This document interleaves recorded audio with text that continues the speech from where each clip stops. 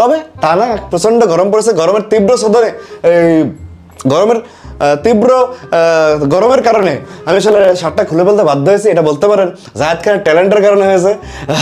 আমি কিন্তু প্রোগ্রামের মধ্যে ওই যে নাচ বলে যাওয়ার পরে যে ডিগবাজি দিলাম, এটা কিন্তু স্টাইল হয়ে গেল।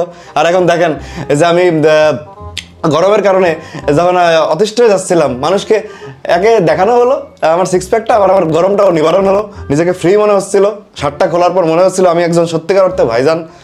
এইসবই ইস্যু ছিল। আপনারা শুধু শুধু আমাকে ভুল বোঝেন, সালমান খান, প্রসেনজিৎ, এটা শুধু শুধু আমাকে ভুল বোঝে। আমাকে ভুল বোঝা সবার একটা অভ্যাসে পরিণত হয়েছে। সে নিপুণ থেকে শুরু, এখন সবাই আমাকে ভুল বোঝা শুরু করেছে, সরল মনে সবাই আঘাত দেওয়া শুরু করেছে।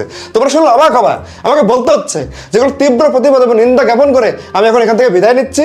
আমার শার্ট খোলা নিয়ে সালমান খান যদি ঈর্ষাবোধ করে, আমার সোনা পানিতে, আমার সোনা রোলেক্স পানিতে ছুরি দেওয়া দিয়ে যদি প্রসেনজিৎ করে কোশ্চেন করে থাকে, আমার কিছু বলার নাই। আমার দর্শক, আমার ভক্তরা সেখানে উত্তর দিবে। আর আমি ক্লিয়ার করার চেষ্টা করলাম। থ্যাংক ইউ সো মাচ সবাই।